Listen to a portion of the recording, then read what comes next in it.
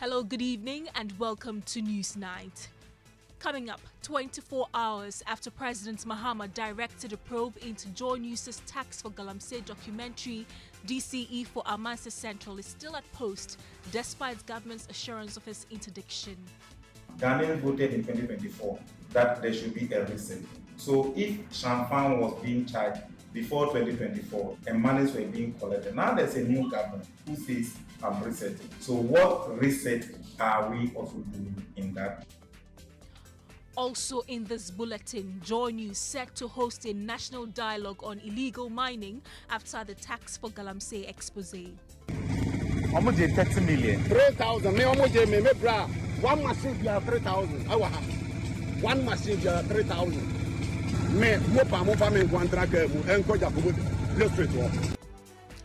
Also tonight, Education Minister Haruna Iddrisu orders an audit of last year's sanitary pads distributed under the government's Free Sanitary Pad Initiative, citing concerns over their quality. I have asked a team of auditors to go around the schools and do an audit of the quality of some of the sanitary pads that were supplied, because I received concerns from the Consumer Protection Agency of Ghana as to some poor quality of some of the sanitary pads that were supplied last year. In business, President John Mahama highlights serious policy mishaps for the current state of crude production and the cocoa sector as he promised to take some tough decisions to fix the challenge. In sports, Kotoko supporters sack interim head coach Prince Owusu from training grounds. also coming up tonight, Electoral Commission and political parties agree on terms for Ayawaso East by-election with plans to test a system against distraction of election results and chaotic recollation. EC also intend introducing what we call results taken electronically at voting centers, and so they are going to pilot this exercise at the Ayawaso East by-election. We have details plus moves by the National Democratic Congress to find solutions to vote buying in its internal elections after Totobi-Quakyi report found its parliamentary candidate and other contenders guilty of vote buying. My client has been granted bail after an initial decision to refuse him bail was reviewed by the BNI. Tonight, former CEO of the National Entrepreneurship and Innovation Program granted bail after spending a day in NIB detention. We'll hear from his lawyer. And Ghana's youth are ditching condoms, and it's not about the feel. It's a complex mix of embarrassment, stigma, and misconceptions about pleasure and safety. When having sex with your guy, it won't go well. Like, it won't be nice. Like, any them, me say any them, me say me use a condom. Now I don't feel anything. Yeah, so I don't have to use it. We got the latest of these and many other stories coming up in the next 60 minutes. My name is Kenneth. And my name is Gemma, Appiah.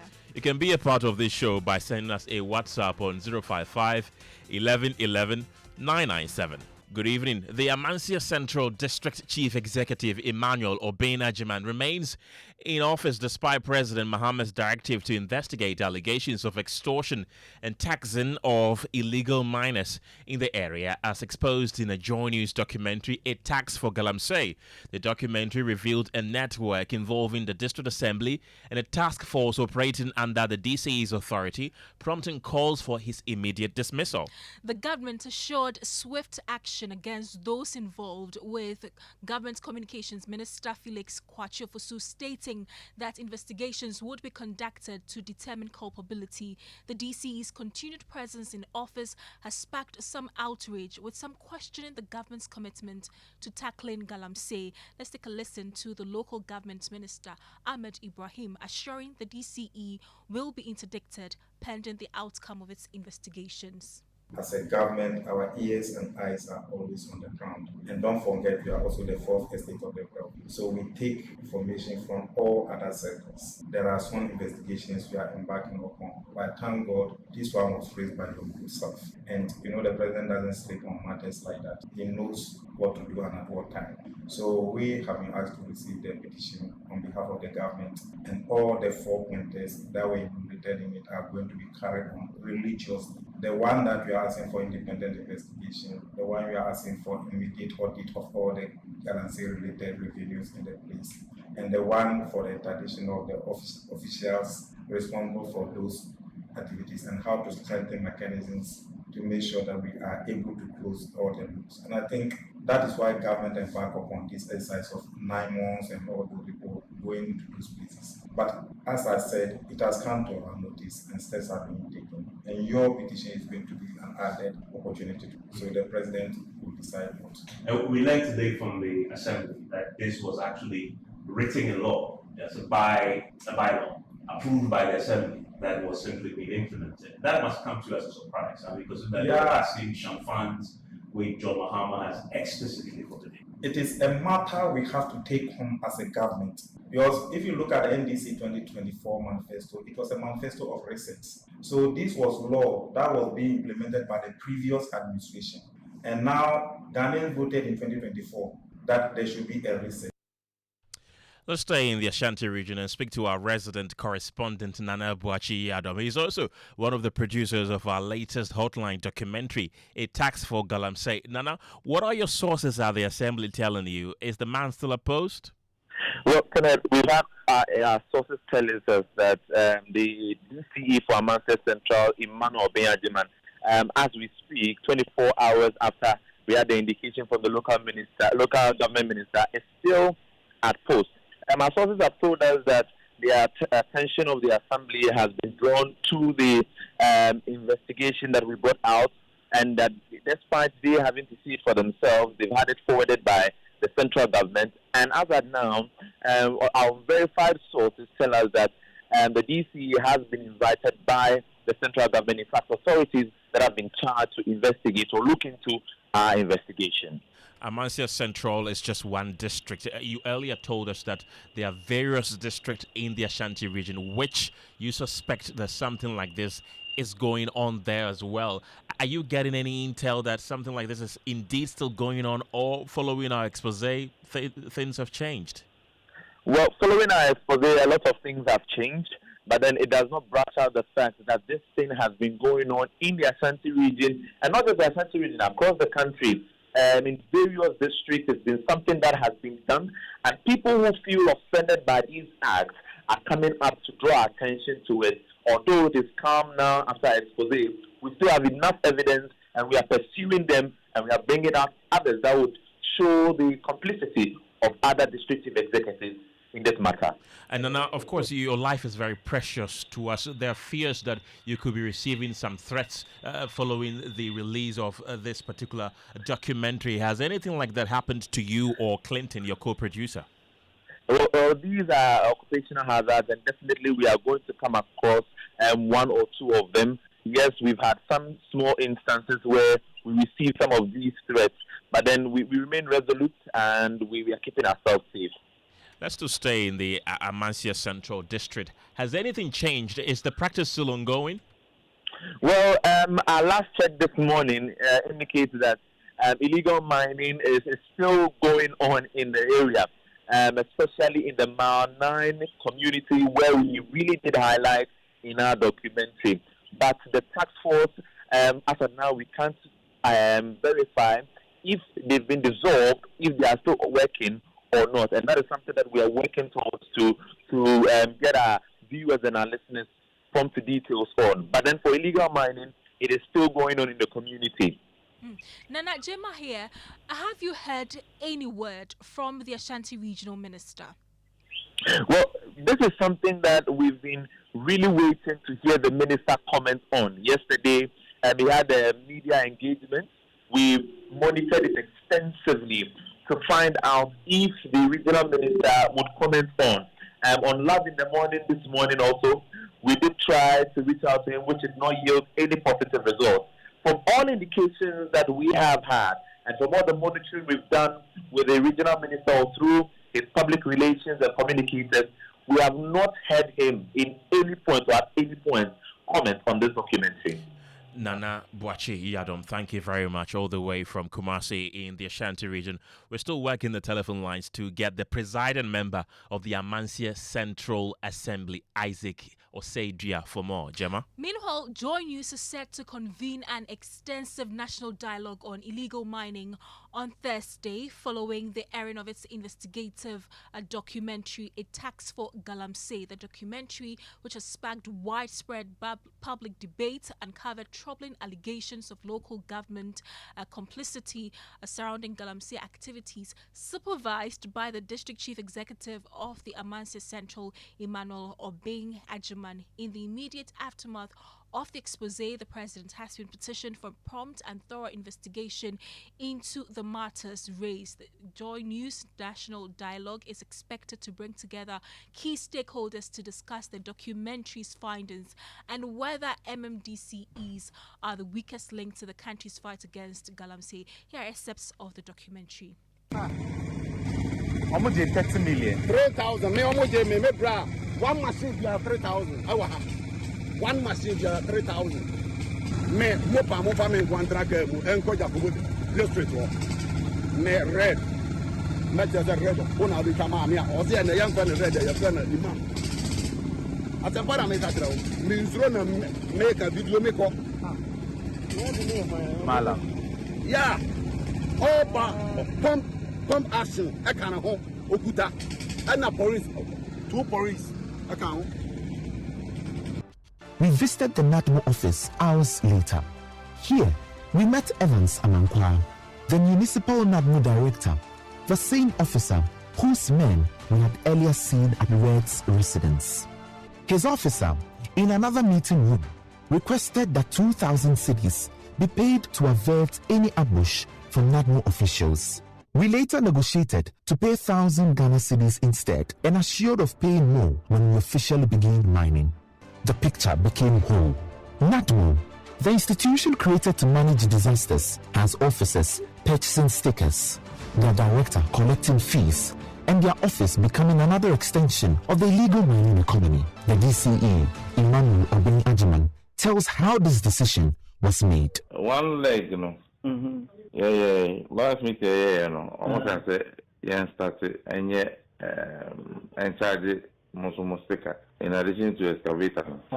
In our last meeting, we agreed to start taxing users of the one-leg champagne in addition to excavator users, but we are left with gazetting. After that meeting, I gave the authorization for the stickers to be brought to your sites. The yearly amount is 6,000 cedis, meaning 3,000 cedis for half a year. A year, I think 6,000 or so. Now it's 3,000 for every 6 months. Those are excerpts of our latest hotline documentary, A Tax for Galamsey. So you can catch the full episode on all our social media platforms. And with that upcoming dialogue, I have in the studio the channel manager for JoyNews, Kweku Owusu Pepra, to tell us more. Kweku, and tell us, what are we to expect tomorrow?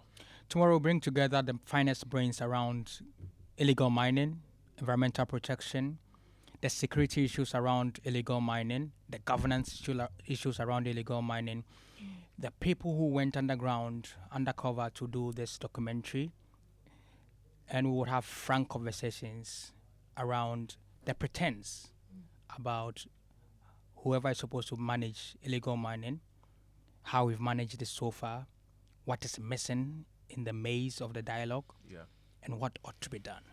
It is not lost on us as a nation what we ought to do. What is lost on us is the political will. So tomorrow, we will interrogate why we are where we are and why we continue to pinch ourselves and kill ourselves and oversee the devastation of our lands, our water bodies, in the name of what seems to put some food on the tables of a few at the detriment of the many. You were part of the delegation that visited the local government minister yesterday. What were some of the assurances that were given to Multimedia Group when you presented that petition to them? The assurance was given not to Multimedia Group alone. It was given to the entire nation, and we've played that over and over again after the meeting. But with Felix and the Minister for Land for local government, you saw a certain commitment in their faces and their voices to do something. But display of commitment is one, action is another. So, I mean, but these rhetorics have been said and repeated and been trumpeted on campaign grounds, and so like one of our social commentators, Jose, what's his name? Senor Jose says you cannot do pros and come and pretend that you are fixing anything. So it's time for action. Yesterday at that meeting, there was that continuous assurance that things will be done. But as we heard today, it's 24 hours, and government is still thinking what really to do. However, they mentioned that the investigations will be done. We are waiting to see whether the action would precede the investigation or not. In our recommendations, we called for the immediate interdiction of the DCE and all his associates named or filmed in this documentary. That sounds like a very simple thing to do. Why it's not been done? Tomorrow, we would ask some more questions and demand some rigorous answers that the people of Ghana ought to know. Kuku Supipra, thank you very much. He's the channel manager here at JoyNews. And of course, that national dialogue on illegal mining, which is dubbed Tax for Galamsey, following our expose, will be airing on JoyNews and Joy FM at 6 p.m. You definitely do not want to miss this. Gemma. In a related development, the country director of Sokodevi, a Canadian non-governmental organization committed to improving the lives of farmers through sustainable and inclusive cooperatives, has bemoaned the threat posed by illegal mining on cocoa production. Nicholas Demes Labrousse observed the cocoa sector is under threat with limited alternative income generation activities available to farmers, especially the youth. Galamsey continues to ravage vegetation, including farmlands and forest reserves. Assurances by successive governments to deal with the menace have failed, as scientists warn of the presence of cyanide, mercury, and other hard metals used by illegal miners for gold processing in the food stream of Ghanaians. Here is Margaret Frimpong Ayrakwa, Deputy Director at the Cocoa Health and Extension Division at Cocoa Board, who says cocoa farms are being seized for illegal mining activities. Speaking in an interview with JoyNews on the sidelines of an event to introduce cocoa seedlings to farmers, she appealed for the government's intervention. I just got to know through discussions with some farmers that just yesterday, the miners or the Galamseyers took over a woman's farm without the permission even from the woman. Forcefully, they got into the cocoa farm to destroy the cocoa farm. It's quite disturbing and it's worrying. Imagine this all seedlings being sent, the amount of money we spend, Sokodevi as well, our partners, making sure that we get all these seedlings, we plant, then the next hour, the next minute, you come back, you don't see the cocoa on the field. It's gone because of Galamsey. At the end of the day, all these things come back to us. It's not as like somebody is doing Galamsey and the impacts wouldn't be felt. It's being felt within our communities. Our livelihoods, our health issues too, is really serious and it's critical. So we are just pleading with our farmers and also with the government that this fight on Galamsey should be really handled seriously as far as we are concerned. At least for our cocoa farms, they should save us. Sokodevi, through its Together Women and Cocoa Communities initiatives, focused on empowering women and youth in cocoa-producing communities in the Ashanti and Western North regions by using plant nurseries as an alternative income generation activity for farmers. The NGO introduced new plant seedlings to cooperative farmers at Totobi-Quakyi in the Adansi North District of the Ashanti region. But its country director Nicholas Demers Labros says the threat of illegal mining in the cocoa sector is real. He wants the government of Ghana to partner with Sokodevi to provide alternative livelihoods to the youth through nurseries, poultry and animal rearing, as well as maize, cassava and dairy processing. We need to be frank and transparent about it. Cocoa sector is in danger with the Galamsey, with the illegal mining. We see it everywhere. If you drive to Totobi-Quakyi or if you go to different parts of the Ashanti region, you'll see major forests deforested, that we don't see any trees. You see the illegal mining. So yes, definitely a threat to the cocoa business. But moreover, we see a lot of youth going to the Galamsey. But if the needs are there, but unfortunately the income is not there, we need to find some solution for the youth, for the women, for the farmers. Instead of selling the farm or burning the trees to do some illegal mining, there's some alternative. One of the alternatives is the tree nursery.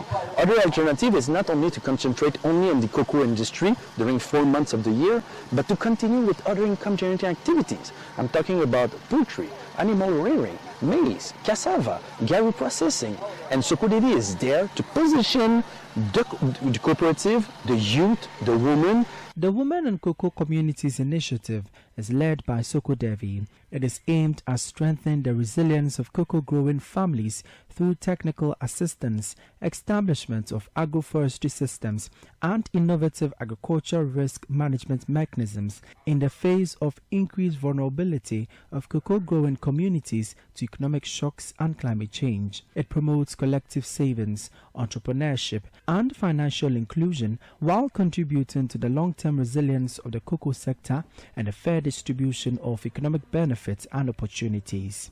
Ohim Interiors reports for JoyNews. Away from illegal mining, let's talk education, because the Sector Minister Haruna Iddrisu has ordered an audit of last year's sanitary pads distributed under the government's Free Sanitary Pad Initiative, citing concerns over their quality. This move aims to ensure the program effectively supports girls' education and health. Let's get details from my colleague Fatal Bayaga, who has been with the Sector Minister throughout the day. Fatal, what really prompted this audit?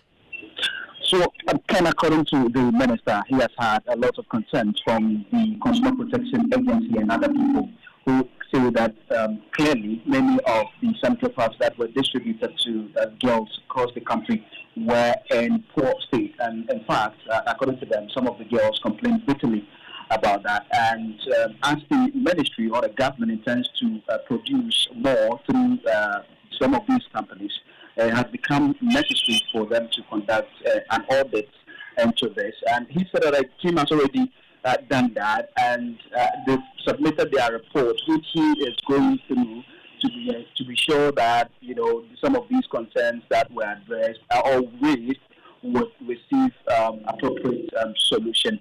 So he's been speaking to the media during this particular tour, and he said that this year they are not going to take it lightly with companies who that will win the bid to produce some of these sanitary pads. Ghana, producing in Ghana and producing sanitary pads locally, subject to our lawful procurement processes. I have asked a team of auditors to go around the schools and do an audit of the quality of some of the sanitary pads that were supplied, because I received concerns from the Consumer Protection Agency of Ghana as to some poor quality of some of the sanitary pads that were supplied last year. I'm now evaluating the report of the assessment, and that would advise government whether how to deal with it into the future. But essentially, we want any company that wins a bid to be mindful of standards, minimum standards, that they produce quality and they don't produce things that can embarrass government, embarrass the user, and embarrass the student. So we are particular about the concerns that have been raised about the quality of the sanitary pads that are supplied, and there will be zero tolerance for poor quality sanitary pads. When I conclude, honorable, it's not your friend. So that's the Minister for Education, Haruna Iddrisu there. I still have Fatal Bayaga on the line. Fatal, what else has the Minister been up to today? Ken, one critical thing that the Minister sought to address was that he also received information that people circulated that last year about 6 million sanitary pads were distributed. He clarified that that figure is wrong. Last year, about 12 million sanitary pads were distributed to schools across the country. And this year, they intend to increase this number. And he says that based on even though there are concerns of the quality of the sanitary pads, this has helped to increase or strengthen girl child education across many schools. So they intend to continue with this particular initiative to ensure that girls are in school, and that will generally help the country's education system. Fatal Bayaga is a man on the ground with the Education Minister, Haruna Iddrisu. Thank you, Fatal. Let's do politics now. The Electoral Commission and all political parties have agreed on a roadmap ahead of the Ayawaso by-election. The roadmap includes modalities around the printing of ballot papers, election monitoring, but most importantly, how to prevent the distraction of election results at the polling station. All of this came up at a behind closed doors inter-party advisory committee IPAC meeting at the EC headquarters today. My colleague James Aviju was there and joins me in studio with details. James, let's start with the people who attended this meeting. So the two main political parties, the NDC and the NPP, were at this meeting. The GCPP was also at this meeting, and the late Madam Ekweadonko's GFP, as well as others, were all represented in this particular meeting. And what are the details? Well, the first thing that came up at this meeting, we are told, is about a call from the parties for the Electoral Commission to review the 2024 general election, which is usually a custom where they look at what went wrong, what went right, and correct same moving forward. But Evans Nimako, who is the Director of Elections and Research for the NPP, has been walking us through the other issues that came up and have been agreed upon. EC also intend introducing what we call results taken electronically at voting centers. And so they are going to pilot this exercise at the Ayawaso East by-election. And the New Patriotic Party is in full support. A situation where results get destroyed by hoodlums will be a thing of the past. And so we will support the EC to file a new CI to give a legal backing to an arrangement where results will be collected electronically to collaborate with the manual transmission of election results. And by and large, there's understanding among parties that is a nice way to go. And this being the first IPAC meeting, the New Patriotic Party took the opportunity to extend appreciation to the Electoral Commission and the Ghana Police Service for the peaceful conduct of our internal presidential elections. So we've heard from Evans Nimako of the NPP. What of the NDC? What did they say? The NDC's Deputy Director of Elections and IT, Rashid Tanko, has also been telling us that they've agreed on a party agent to appoint for the printing of ballot papers and those who represent the candidates at the election, as well as other issues that has been coming up. We've agreed to all their processes they have laid out in terms of the printing the ballot papers and then deployment of party agents. We've agreed that we are going to deploy 2 party agents at a time for each of the polling stations. Ideally, it's supposed to be 1-1 because it's a parliamentary election, but because it's just a restricted parliamentary election, they've given us that opportunity that we'll deploy 2 party agents for each of the polling stations. We are ready. We have filed our candidate today. As we speak now, we have officially filed. We are going to win. Our aim is to increase the margin. Yesterday, the General Secretary of our party articulated our position, the fact position on this matter. And I don't want to recap of what happened. Oh, James, interestingly, the smaller parties said the election should be left for the NDC alone to contest. Why? They believe that this is going to be a very capital-intensive exercise, especially with what we've seen over the years. And the GCPP, for instance, believes that considering all of these options, no other political party should go into it but leave this for only the NDC to contest. There were things that we learned from Appiah by-election, which included identifying agents.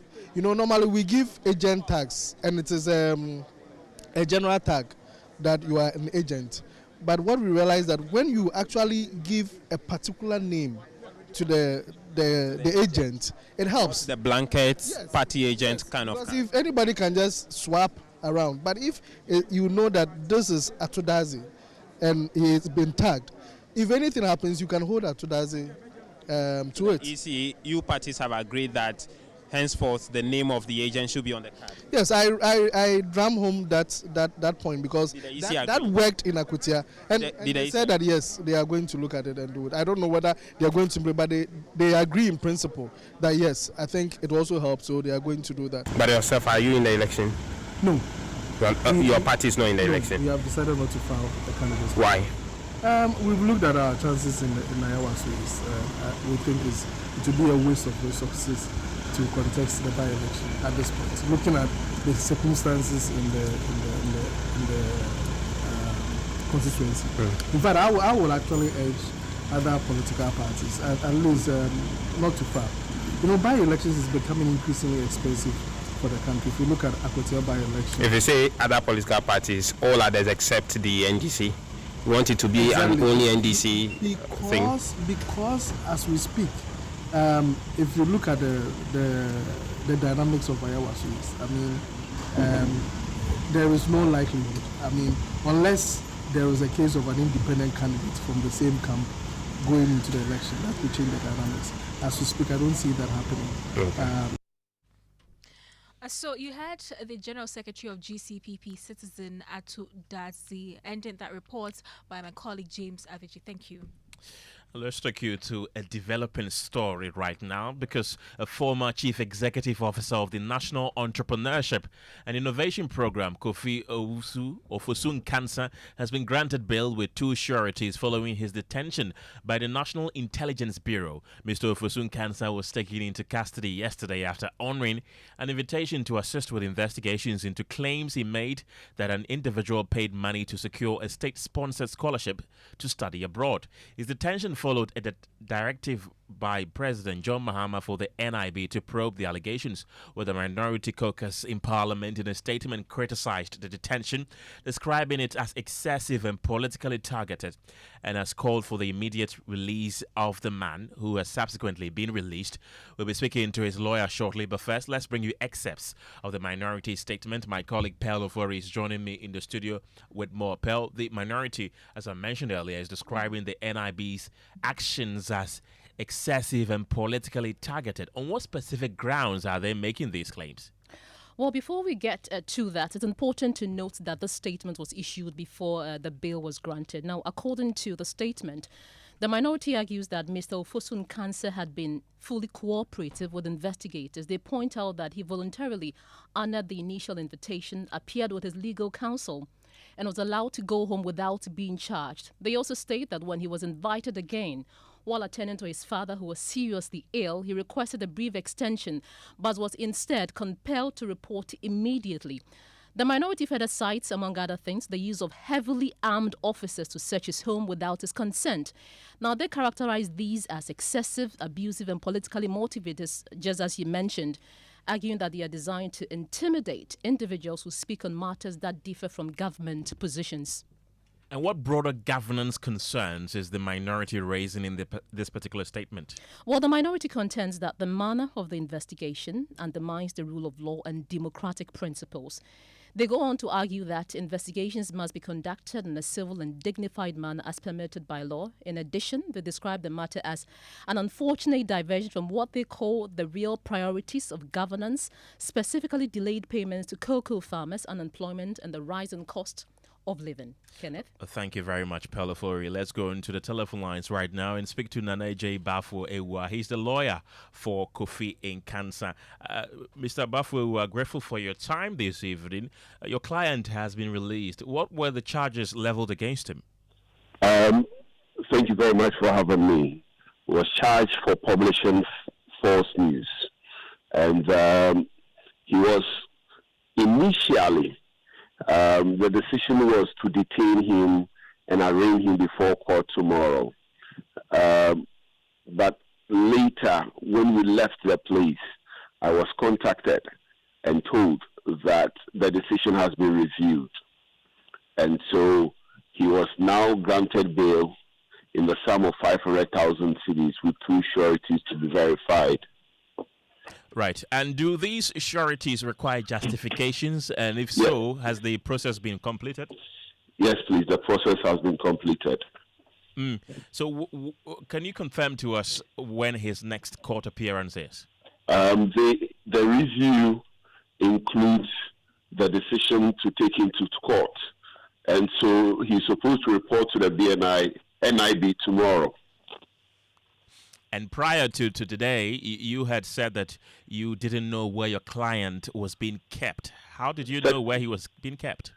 So today, this morning, to inquire of his whereabouts, together with the General Secretary of our party, Mr. Justin Kudia, and the national organizer of the party, Henry Nanabuache, we went to the BNI headquarters at the Ridge.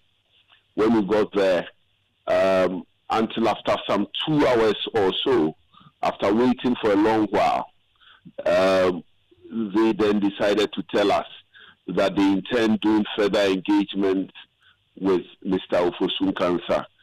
And so myself, being his lawyer, I could go there. And it was that point that I drew attention to Henry Nanabuache, who is also a member of my chambers. Was with me. So then they said, okay, the 2 of us should go. So then we went to the Kaukudi office. When we got there, they had brought Mr. Kofi Ofosu Nkansa in his BNI uniform, ready to be interrogated. Right.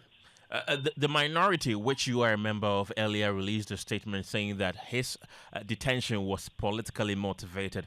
And then there are those who are calling for you to sue the state then if you feel that, he was arrested without any grounds. Is that something you're considering, suing the state?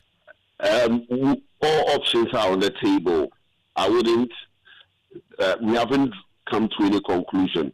However, there's only one conclusion which every reasonable watcher will come to, that this is a politically motivated conduct. First and foremost, the complainant in this matter is the Executive Secretary to the President, Dr. Kalistus Mahama, who obviously was acting for and on behalf of President Mahama, his appointer. Subsequently, per your own chronology, he had been there on the 3rd of February. When he went there, there was very good faith interaction where Mr. Ofosu made disclosures as to his source of information, contact of his source, enabling the NIB to contact the source. Clearly, he had been willingly cooperating with the BNI. Subsequent to that interaction, then there was a publication by an element of the NDC, Mr. Jifakunu, on Facebook that Kofi had been picked up. Kofi comes out with a statement to debunk it. Obviously, it wouldn't sit well with the rank and file with the NDC, particularly the grassroots, who think that given Kofi's vociferous nature, he shouldn't be given an easy pass out of the BNI. Then on Monday, there was pressure on Kofi to report to the BNI. Kofi informed them that he was attending to his sick father in Kumasi. Obviously, from what he told them, his mother herself aged and unwell, and so he needed to assist his father. Then he was told that he must report to Accra at all costs. Kofi had previously told them that the earliest he could be in Accra was Wednesday. Then they insisted that the compromise was for him to come to the BNI headquarters, was for him to report to the BNI regional office on Tuesday at 11 a.m.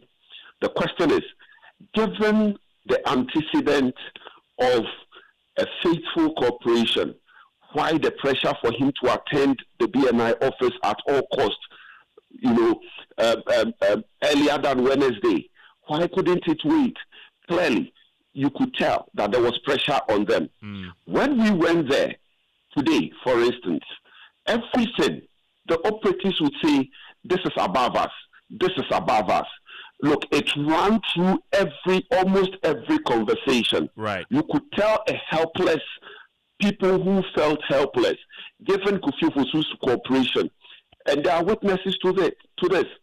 So clearly, you cannot isolate politics from this. And indeed, it is only reasonable that the BNI cannot make any decision in respect of Kofi Ofosu's matter without recourse to the complainant being Dr. Callistus Mahama.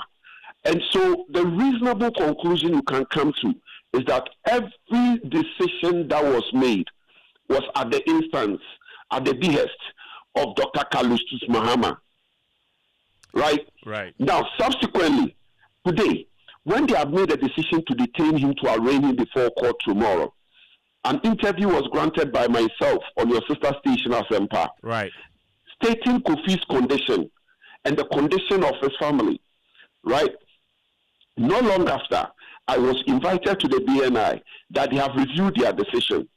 In fact, Kofi, who was supposed to be taken to court tomorrow, is now required to merely report to the office of the BNI. Why that 360-degree turnaround? It tells you that it was a political decision. Right. And indeed, it confirms the disposition and indeed the expression by the elements of the BNI involved in this matter. Right. Nana Ejay Bafuwa, I want to thank you very much. He's the lawyer for the former CEO of the National Entrepreneurship and Innovation Program, Kofi Ofosu in Kansa. He's also the Member of Parliament for Menchia South constituency.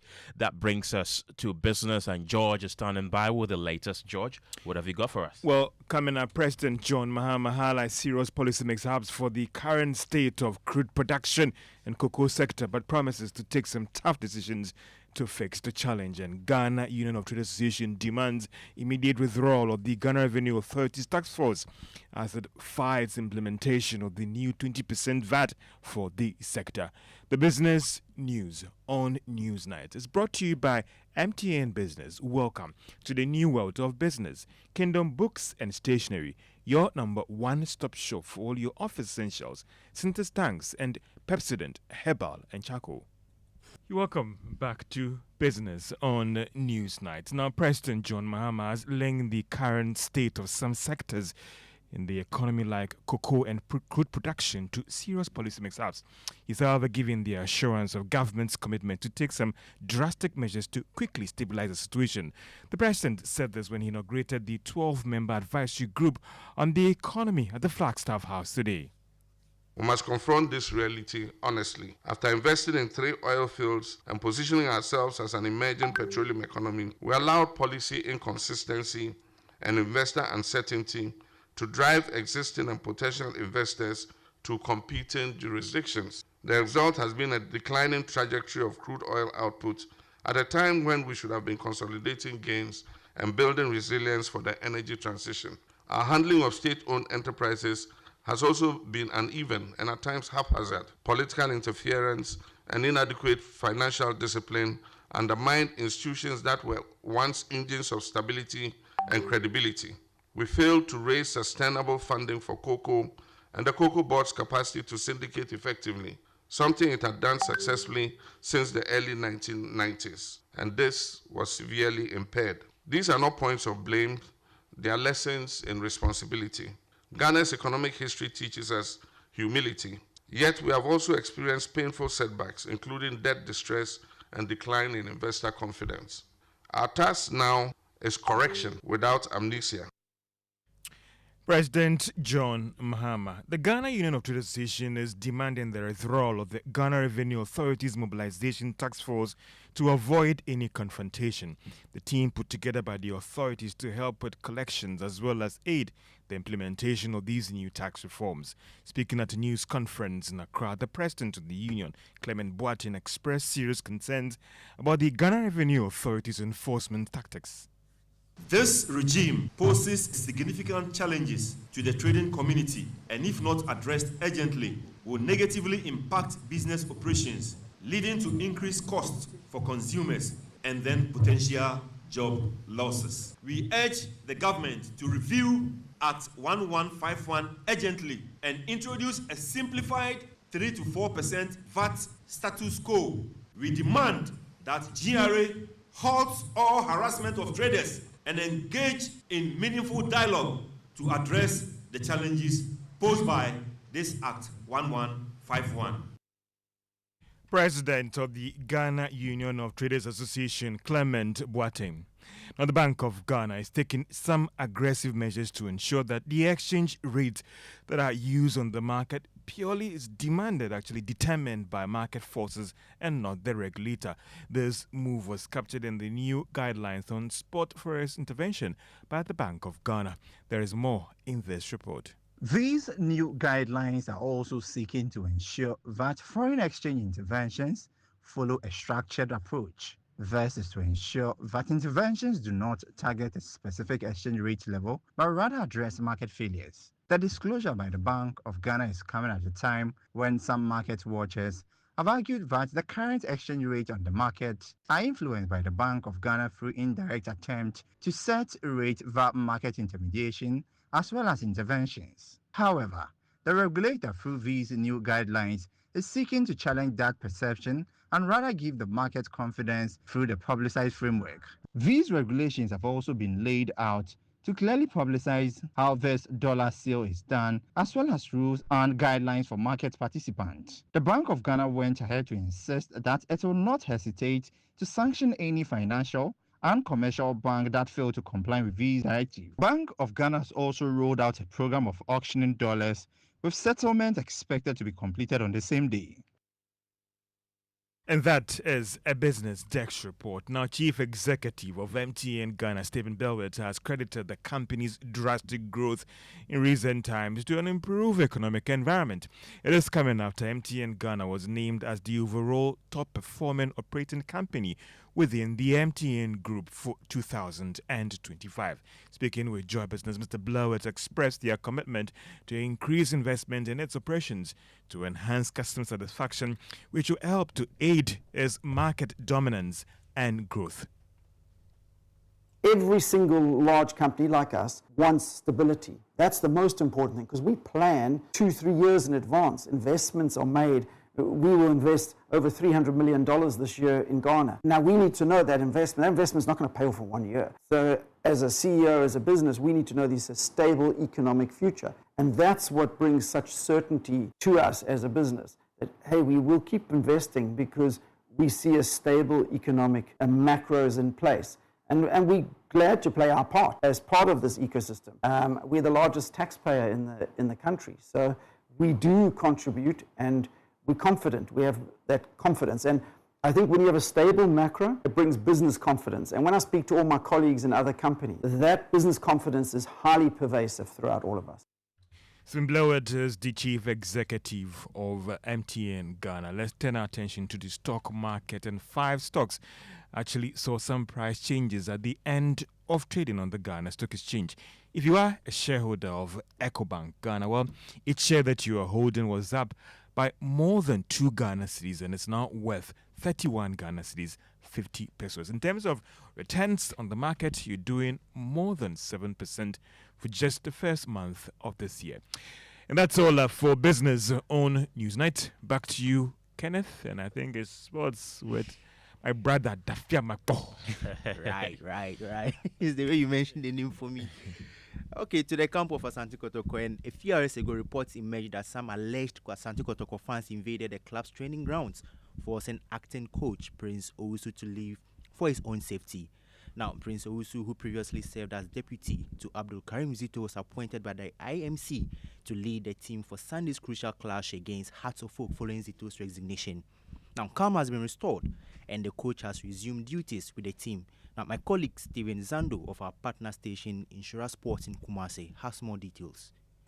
4 unknown persons this afternoon stormed the Adekodatu training complex in an attempt to stop interim coach of Asante Kotoko, Prince Owusu, from training the players as they prepare for the super clash against Accra Hearts of Oak on Sunday at the Baba Yara Sports Stadium. The agenda of these 4 people was simple, that Prince Owusu is not good enough and they are not happy with the decision the club has taken to make him the interim coach of Asante Kotoko, for which reason they were demanding his evacuation from the training ground. But the altercation lasted for a few minutes and they left the training facility. We've gotten in touch with the Kotoko management and they say they can't identify these people as Kotoko supporters, so they cannot be tagged as such.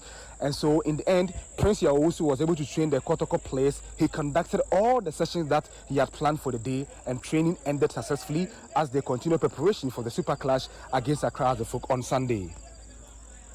And that's Steven Zando there. That's it for sports, Kenneth. You see, I asked you whether the United Strand, you know United Strand. Yeah, United Strand. Yeah, the guy who's not cutting his hair till United win. Whether 5 games in a row. And then you said you believe that it's gonna happen. Well, it didn't happen. I think you gave us bad luck. When I said I think it's gonna happen, deep down I didn't want it to happen. I know. Yeah, so I know that's why it didn't happen. Thank you. All right. Gemma. So, Ken, the NDC has added 4 members to the Totobi-Quakyi Investigative Committee to look into the party's internal elections and how they are conducted. This is part of measures to address issues of votes buying in the NDC's upcoming elections. Here is General Secretary of the NDC, Fifi Kwete. We are going to do a comprehensive review of the whole processes that leads to our elections after our internal elections are concerned. So we are expanding the committee that was appointed. We are adding 4 more members to that committee to make a 7-member committee, and that 7-member committee will extensively come up with recommendations as to how we can once and for all deal with this, should I call it, canker, which has to do with anything that amounts to inappropriate conduct as far as elections are concerned. So we're expecting that committee to immediately start its duty and then submit a report to us very, very, very soon. And we expect that report will help us to be able to deal with this once and for all. You heard the General Secretary of the NDC, Fifi Kwete. Well, let's now head to the Savannah region of Ghana, where migration has become a household mechanism in adapting to climate change. For many young people in regions affected by climate variability, migration is often temporal or seasonal. It allows them to earn money, supplement their livelihoods when their harvests fail, and in some cases use remittances as a foundation to build a more secure future. In the remarkable turn of events, migrant youth who had previously left their homes in search of better opportunities are now returning to their communities.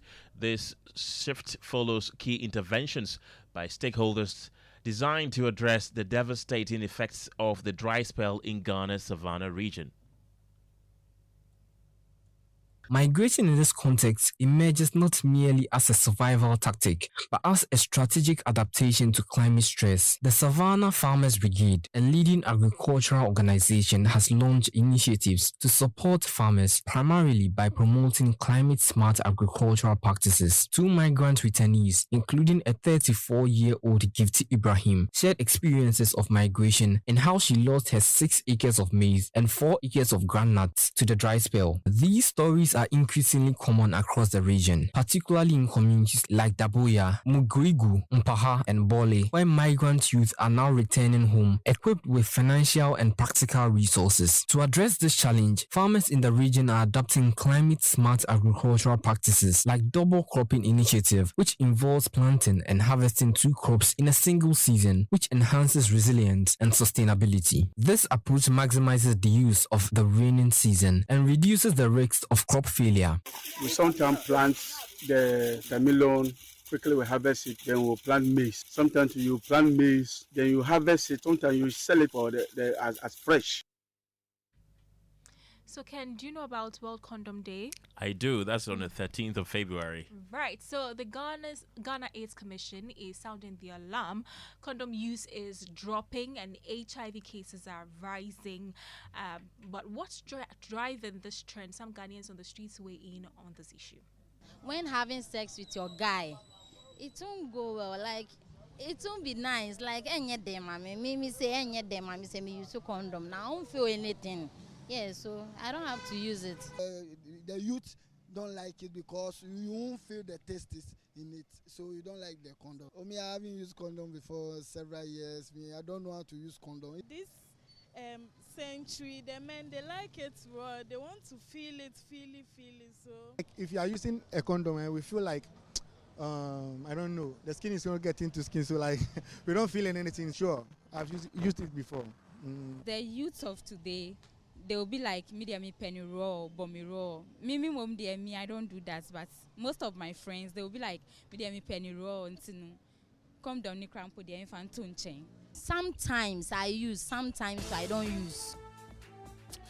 And that's how we end News 9 tonight. But before we go, there are a few of your messages you've been sending to our WhatsApp platform. Blackman from Kwabri East says the NDC is just portraying its dislike for the rule of law. How can a person who made allegations be treated like a criminal? Samija Mfio Kujutoa Blakwa, Kwachiofuzu and others made unsubstantiated allegations but walked freely. Where are the CSOs and human rights activists? And this one says, it boggles me how officials of Cocoa Board have kept mute over this lack of payment for cocoa beans. How will my mother at the village understand what is going on? This is Joseph Ajman from Tema Community 9.